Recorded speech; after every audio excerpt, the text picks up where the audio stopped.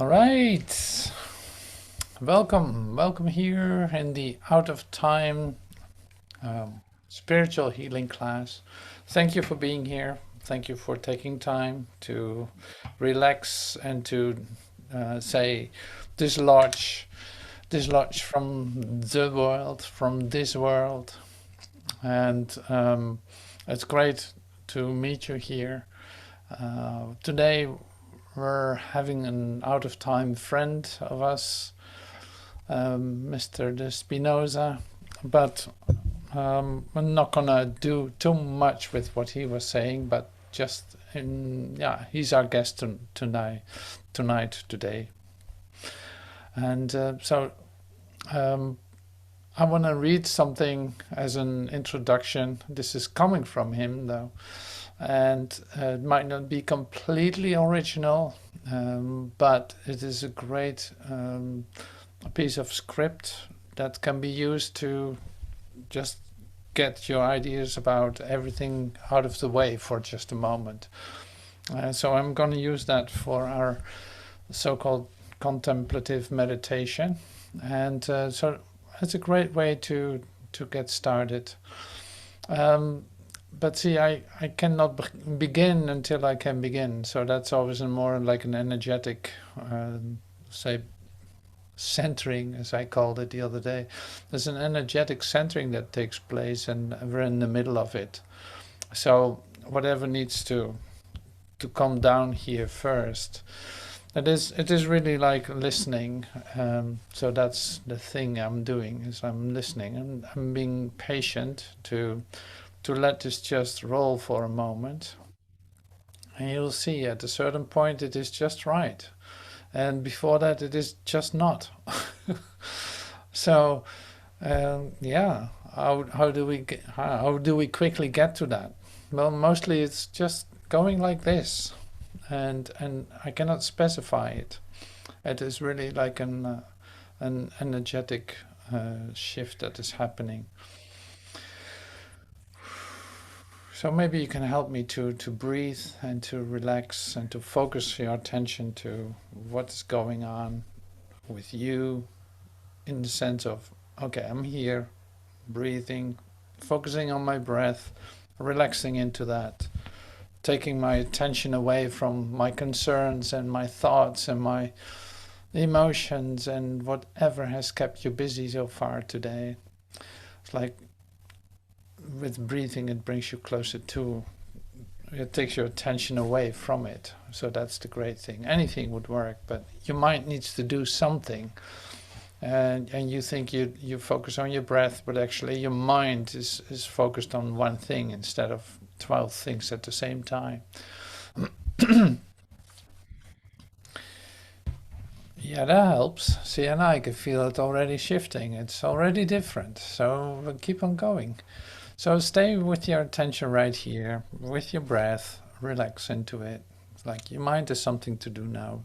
Focus on that stone. Like in Zen Buddhism, you would focus on a stone. Or like just focus on the stone and nothing else. Like, why is the stone so important? Well, it's not important. It just takes away, it gives your mind something to do, and it takes away the attention of something else. And then the relaxation and the expansion in your mind automatically takes part. You know, that's really fun to see that. So we're almost there. And so this piece of Baruch Spinoza, which was a mystic, I sent you an article, at least participants in this class, I sent you an article about him, about what he said and how he was excommunicated by the establishment, by the religious establishment. It said that he came from Austria, but he's actually a Dutch guy. So he was born in Rotterdam, I think. So that's even great, you know. It's like, yeah, wonderful. So he's our Dutch out of time guy, and he was a philosopher yeah, he was a philosopher and a thinker, and was busy with ethics, with yeah, religious ideas, with looking at which were his other, say, professors doing too, is like looking at what is actually true, what the church says. Like, okay, we have believed all of this so far, but is it really necessary that we have to look at it the way that we do? So that he stirred up a lot of, he ruffled a lot of feathers with that. So this Baruch Spinoza, he lived in 1640, I think. That's when he was born. So it's the Middle Ages, and almost like the Golden Age, I think, in Holland. So there was time and there was money to think too. So it was kind of, this is the perfect time for that. But he had a different vision, and it was not really, say, granted by the religious establishment. But it's great what he writes, even though it is not completely right on the spot in my experience of it. It is very helpful in undoing beliefs about God, especially. And the way it's written is very popularized, but I love it anyway. I'm going to use it now just for your contemplative meditation moment, quiet moment.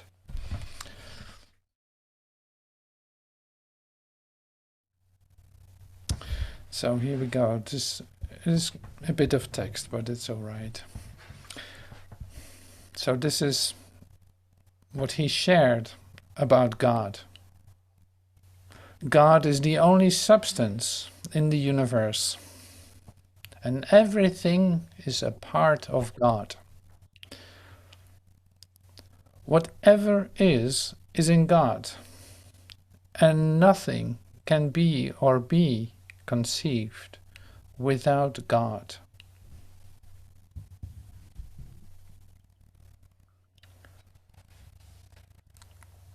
DNA, building blocks of life, all containing the micro and macrocosm of oneness of God.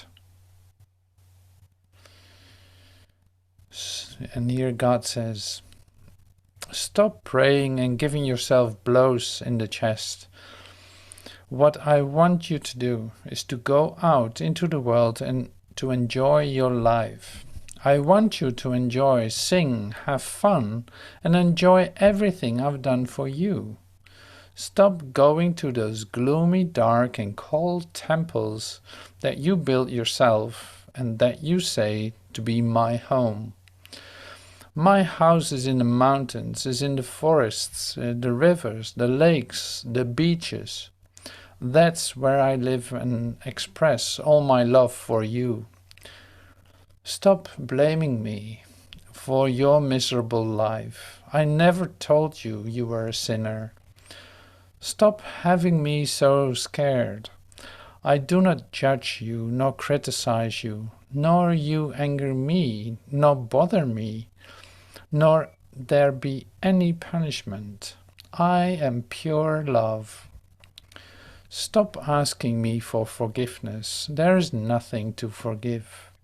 If I made you, I filled you with passions, limitations, pleasures, feelings, needs, inconsistencies of free will. How can I blame you if you answer something that I put in you? How can I punish you for being as you are, if I am the only one I made you? Do you think I could create a place to burn all my children who misbehave for the rest of eternity? What kind of God would do that? Forget about any kind of commandments, of any kind of laws. Those are wiles to manipulate you, to control you, and that only create guilt in you. Respect your peers and don't do what you don't want for yourself. The only thing I ask is that you pay attention in your life, that your alert status is your guide. This is the only thing there is, here and now, and the only thing you need. I have made you absolutely free. There are no prizes or punishments. There are no sins or virtues. No one carries a marker and no one carries a record. You are absolutely free to create in your life a heaven or hell. I couldn't tell you if there's anything after this life, but I can give you a tip. Live if, as if there wasn't. And if this was your only chance to enjoy, to love, to exist. So if there is nothing, then you will have enjoyed the opportunity I gave you. And if there is, be sure that I will not ask you if you behaved well or wrong. I will ask you, did you like it? Did you have fun? What did you enjoy the most? What did you learn? And stop believing in me. Believe is to assume, to guess, to imagine. I don't want you to believe in me. I don't want you to feel in you when you kiss your beloved, when you throw your little girl, when you love your dog, and when you bathe in the sea. Stop praising me. What kind of egotistical God do you think I am? I am bored to praise me. I'm fed up with thanks. Do you feel grateful? Prove it by taking care of yourself, your health, your relationships, your world. Do you feel overlooked? Overwhelmed? Express your joy. That's the way to praise me. The only thing sure is that you are here, that you are alive, and this world is full of wonders. What do you need more miracles for? Why so many explanations? Don't look for me outside. You won't find me. Find me inside. There. I'm beating in you.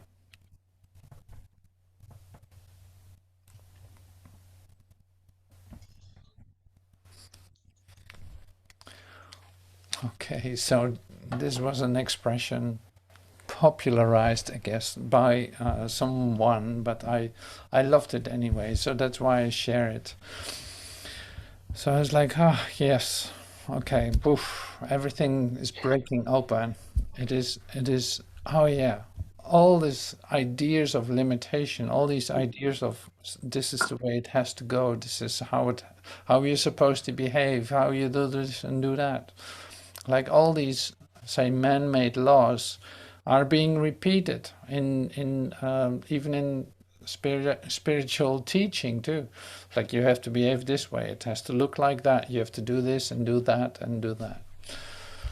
And of course, we are in a learning process. We are, yeah, developing, say, learning to deal with our freedom or learning to enjoy it to the fullest, or coming to a whole new perception of it, a whole new experience of it. And nothing is in fact in the way for us to experience that, but we grow along lines apparently. So I love this as a reference point for today. So these, yeah, he was actually, like I said, he was excommunicated from the religious establishment, and that did something with me today. It's like, oh my God, he just actually was teaching truth, if you want, by example. He expressed himself clearly as a free thinker in that time, and it shook up so much because it was not what the world thought or the establishment was thinking. So they had like, well, do this somewhere else. You don't belong to our church. So this excommunication principle, I looked for it and online to see if that is still the case. Like I not so many times hear something about it. Maybe after somebody has done something that is not according to the law of man, then you can be excommunicated too. So one of the things that I found was this: is that the last one of the last ones that were excommunicated, say a couple of years ago, it was not that long, was one priest that actually shared the idea that men could love men and women could love women just like man and wife could love one another. And because he was actually teaching that or sharing that with his parish, he was excommunicated because that was like not according to the law of the religious establishment.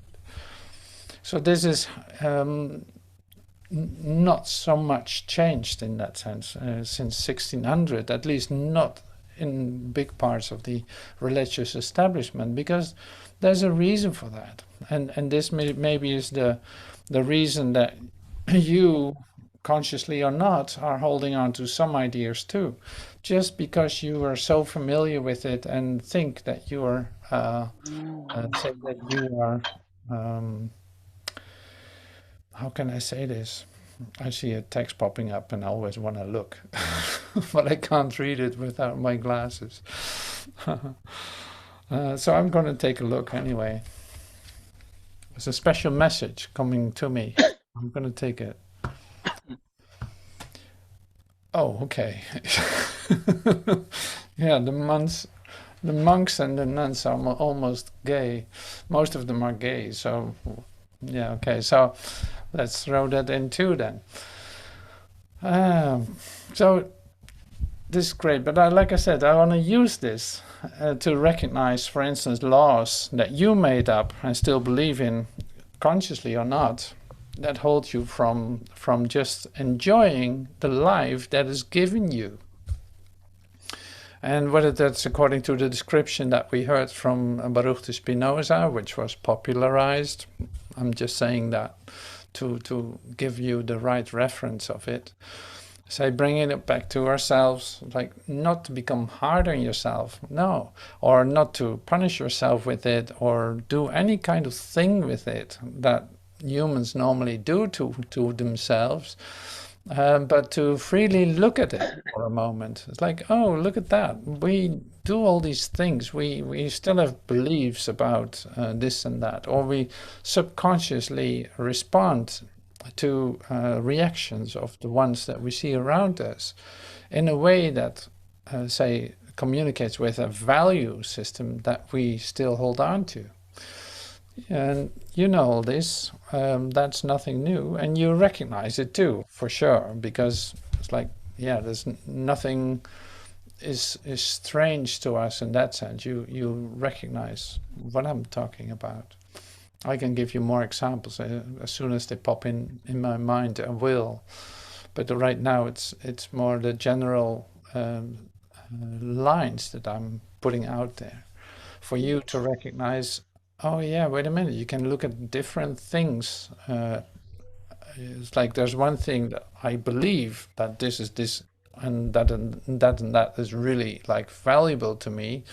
But my first response to a situation that occurs right in front of my nose might be different than my consciousness of my reason will tell me. My reason will tell me, no, I don't believe those things, while your response can be, oh my God, I totally believe in this, that's why I respond like this. You know what I'm saying? Great. So I took that as a yes. I'm not sure, maybe you don't know at all what I was saying. So anyway, so we're going. Well, this is great.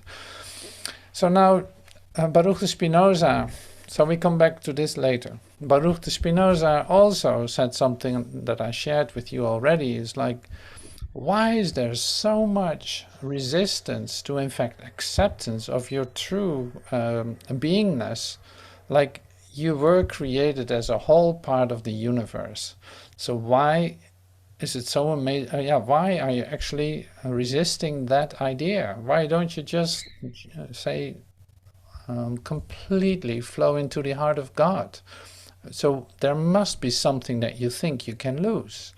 So what is so precious for you? What it makes it that you want to protect something for yourself that Baruch says here in this contemplation that we read, as well, you can create heaven or hell, whatever you want. You have free will. You can create whatever you want. You can have any kind of experience. That's totally up to you. How that is going, yeah, what you want, in fact, you get. The whole universe will support you no matter what you want. But what is it actually that prevents you from completely disappearing into the heart of God? Like, what are you protecting? So, since we're on the path of reason and philosophy to a certain extent, I want to bring in this idea. The thing is that with our thinking is that we think that we can think about something without becoming it. And we did a really good job, say, making that real for ourselves.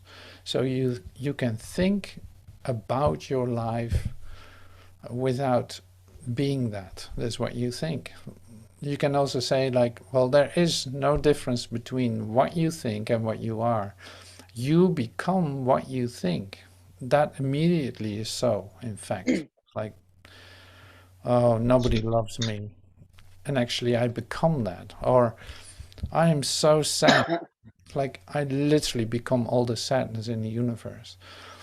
So it's continuously that you actually, say, invite the experience that you have directly. I hear some noises. I'm gonna do something about that. Okay. Um, so it's like you can, if I am disturbed, then I'm all the distortion in the universe. So it's like it is the same thing. It happens at the same time, and this is good to realize, because as a human being, you think that you can think about something without becoming it. And an example of that is this: is, for instance, you think that you can think about your neighbor without affecting him or you at the same time. You think you can think about him, and that is happening. So you literally, say, confirm your separation from someone else, because you think there's such thing as someone else. And of course you make that real for yourself, but that doesn't make it real in reality, of course. So these are things that are essential to become aware of. So the same, and you might recognize this as soon as you say the word again. It's like this idea of my opinion about this is this and this and this. So when you think in terms of my opinion, what are you doing? You're doing the same thing. So you're actually separating yourself off from something else that is in contradiction with you. My opinion is this, and I'm not going to tell you what you think or what this is. No, this is my opinion. And you think that is a way to deal, yeah, that's a possibility to you. In fact, what you're saying then is like, I'm separated from you. I have an opinion and I hold on to it. That's why I'm separate from you. And now I start to feel myself as separated. I got used to it. That's why that's why I became a human being, so to speak. I got used to it and think it's part of my existence, my life. And of course, that has become it. But it has also, say, put you in a place where you live in a bubble, apparently separated off from God, from everything, from, yeah, all this.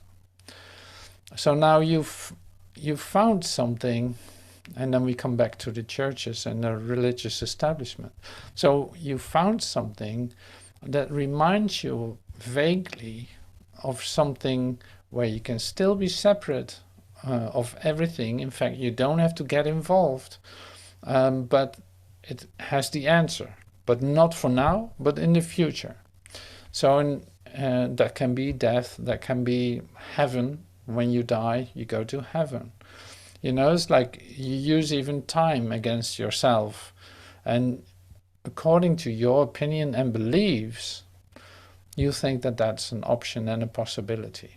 So you believe that. So the thing is, when you believe it, you become it. So that becomes your reality. I think there's such thing as a sick body does exist, and I might have some symptoms of that. I might have the symptoms of a sick body, and actually I think I'm sick. So that becomes a possibility in me. I make that my reality, and I live with that. And suddenly there's a whole world made ready for me to deal with that. So this is how, say, powerful your mind is in what it wants, and how it can make believe very easily, and it becomes what it's thinking. So you think that you're still separate from what you think, but that's not true. So you immediately create a whole world in which this idea that you have has a reality. You literally start to see it. So these things are really, say, in the way. They're in the way for you to know what actually is going on. So, like I said, you came up with a temporary solution. We call it a religious establishment. We probably have, most of us have a background in that. You use that temporarily to get out of your, or maybe it was just given to you from birth on, being part of a family that did that. And so you do that too, something like that. But you use that to establish like a parallel trajectory to come to salvation in the future. So not now. So that's great. So you give money to the church, you do all these things, and now it feels good. Yeah, it feels really good temporarily. You can pray to a God, and if he doesn't respond, it is like, well, that's just the way it has to be then. So that's easy too. We have all these beliefs that we, say, treasured for a long time. So that might still be a bit in our genes and in our memories, cellular memories. And since we're, say, actively hands-on, are activating ourselves in spiritual healing, this is good to be aware of. Like, you have a background, you have a whole set of ideas and laws and all this, and patterns that you take with you and that you treasure, consciously or not. So here we are, with a whole different reference, with a whole different energy, with a whole different remembrance, where we, for a moment, leave those beliefs behind, and not trying to figure it out, not trying to work it out conceptually or intellectually, not even using any words of anyone, but really coming closer to our own experience of what life is, what you are, and seeing that becomes one part in you, like that is one thing. So you come to the remembrance of the one thing that is occurring in you. So this I use this now, this story of Baruch Spinoza, just as shaking up ideas and beliefs that you are maybe not aware of. Or maybe you're totally aware of it and it's really in the way and you don't know how to get rid of it. So that's why spiritual healing then, in that sense, is nothing more than remembering your true being and taking a moment to deeply dive into that.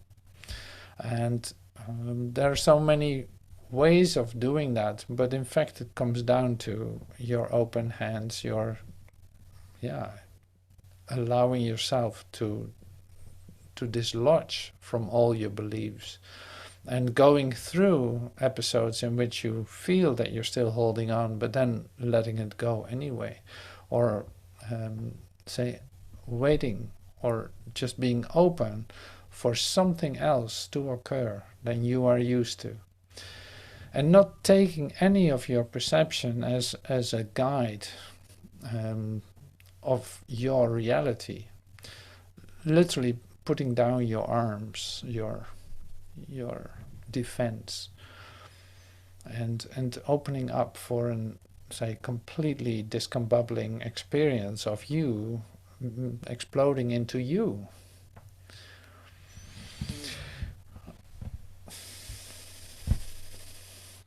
So let's do that. Let's practice that. It sounds much more exciting than, than anything else. So, are you ready for that? Shall we do that now, or do you have any reservations? Like, well, now it's not a good time, or so. What happens when I would ask you to come with me? Then, what does happen with you? What do you feel inside when I say that? It's like, okay, why not disappear into the heart of God right now? What is possibly stopping you from doing so? Is there anything stopping you, really? You know. So one thing that can come up is your agenda, and thinking like, well, I really want to do this first before I do anything else, or yeah, I have to have a little conversation with my spouse in order to work this out, to see how we take care of everything when this occurs. Or who knows what your idea might be. I know that I had all those in my mind at a certain point. You know, it's like you feel so responsible for the dream that you made. You feel so responsible. You cannot just leave your nets and walk with me. So, yeah, I'm going to read another text. Here's another text. I want to see it. Oh, okay. Okay. So there's another mystic who was excommunicated. Oh, that's great too. That's great too. So it's like, if you would be honest in the religious establishment today, you would be excommunicated because you know more, you know too much. So you are one of the heretics, if you want. It's like you're one of the heretics, in fact, if you start to teach what you experience, what you're going for in life. And that, say, entering into the heart of God is becoming a real possibility for you. You can't wait to do that. So yeah, that's great practice. That's great practice. So, like I said, there might be considerations that pop up. Your agenda, your responsibility, your sense of responsibility for this world, while you're not of it.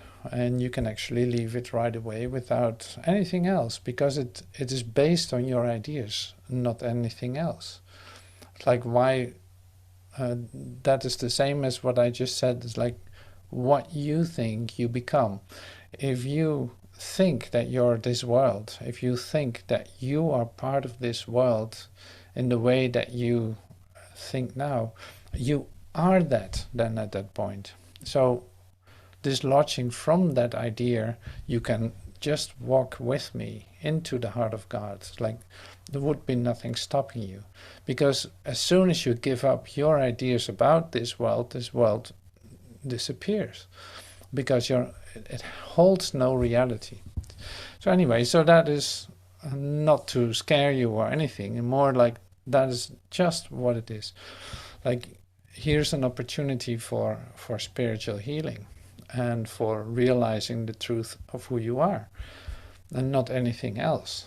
And that's a joyous occurrence, of course. It's like a reunion with that what you never left in reality.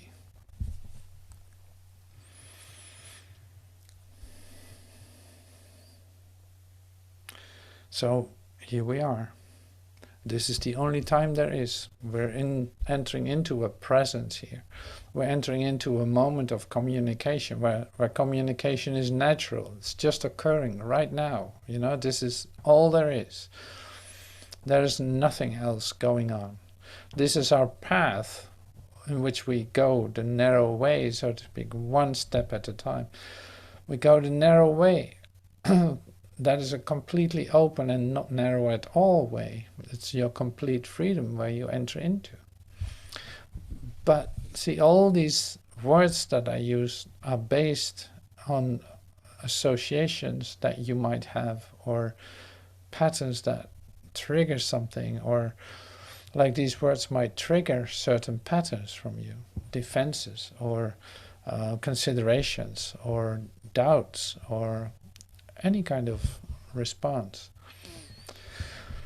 Or they can really inspire you to a sense of feeling at home in these ideas, feeling the fullness of them, and becoming really like inspired to discover more and to go beyond your self-imposed limitations, or tasting that new freedom, and not stopping you from exploring more of that, or walking into what you haven't given yourself so far. You can walk into enjoyment and becoming overwhelmed with beauty and all this. It's like, so far you have put yourself on the line and kept yourself really short, and like, well, I gotta be careful with what I do. So something like that. It's like, well, now it might be possible for something else to occur. Maybe you're ready to do that. This would be a great time to allow that. Something else is possible, and you're going to give that to yourself. Absolutely, absolutely possible. So, this is actually the part that I really love to share with you. So, recognizing some of the old patterns, in whenever they might still exist or not, or they completely dissolved, great. Coming to the point where I actually feel like, okay, so here in this open space, what's next? How does this work? Or from this point on, I have no idea anymore how anything should look, or what I'm supposed to do with it, or how to respond to any of the situations that are coming to me. But I'm choosing. I know I'm going to choose for the alternative, like something else might occur now. I'm completely open to let that happen. So this is you can call it a miraculous step, but it's in fact you call in the options that the universe gives you, and that is the offering here. That is the offering in this class.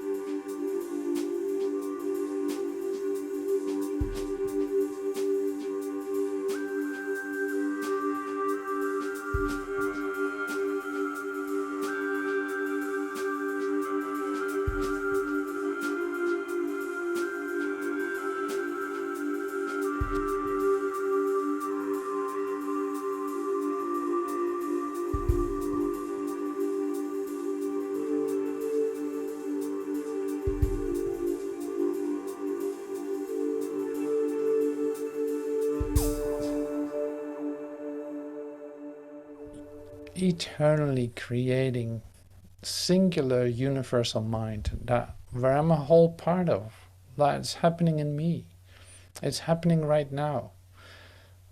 Despite of what I'm thinking, despite of what I valued more than that, despite of all my ideas I hold about everything and not only hold about it, that I have become in believing it was an option.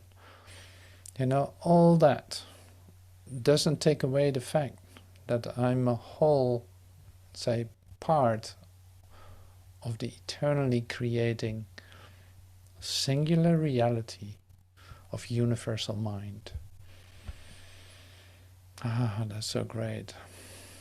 So realize, breathe that in for a moment. Eternally creating singular universal mind. Eternally creating. Whole lovable, whole loving. I'm a whole part of that. It made me. And despite of what I'm thinking about myself, that is still my reality, and it's the only thing I am.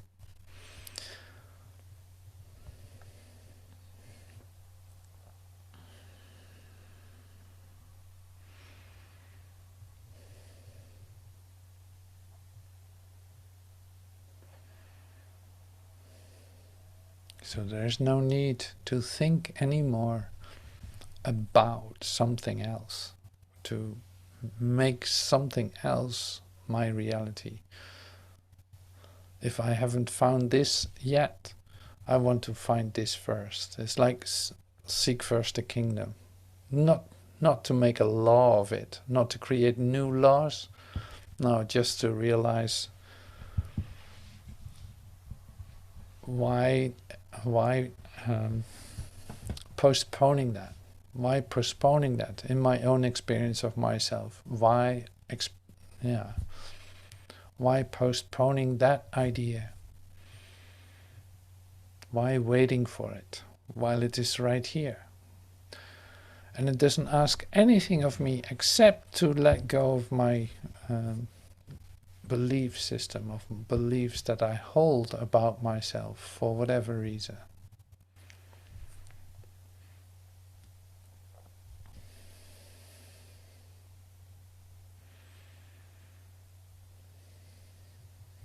Wow, that's so great.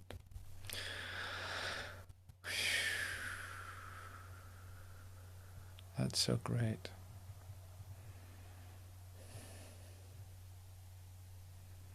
See, and there's nothing that's left for you to do in that sense. So you don't have to do something in order to make that complete of a whole. No, there's nothing you can do right now. It is just coming to the point where you realize this. So it's like you start to sink, you sink into that idea more and more and more, deeper and deeper and deeper. The singular, eternally loving, creating, universal mind of God. This is where you disappear in. This is where you are a whole part of. Absolutely nothing to be afraid of. No, it's homecoming. This is where you come from. This is what you are.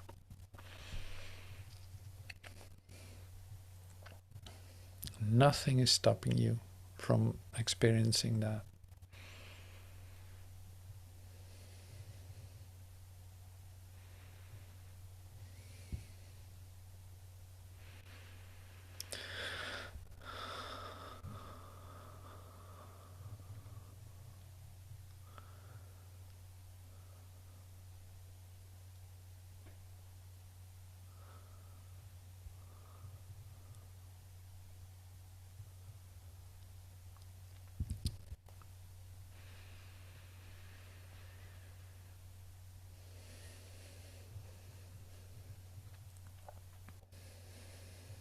See, you still sink deeper into it. And going deeper. And going deeper. And going deeper into that.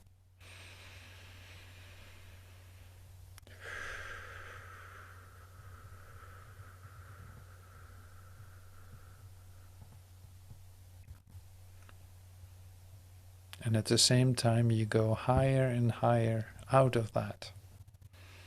It goes the same at the same time. The deeper you go into it, the higher you get out of it. It's really like a movement like this. It's like you sink in deep, completely to the core of it all. At the same time, you're being lifted up, like way out of here.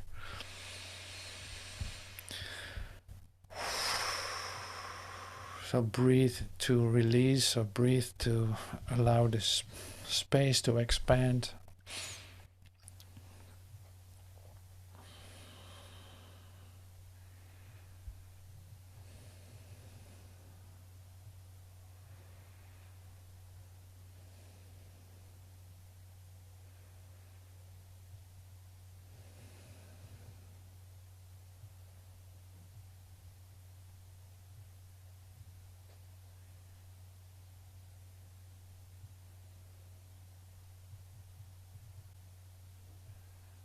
Yeah, that's so great. So thank you for doing this exercise with me, or this moment of, you could say, healing, remembering who you are, sinking deeply into yourself. So thank you for doing that with me. And so with that, this part of the class is over. So thank you for you being present here, and I hope to see you soon. Thank you so much.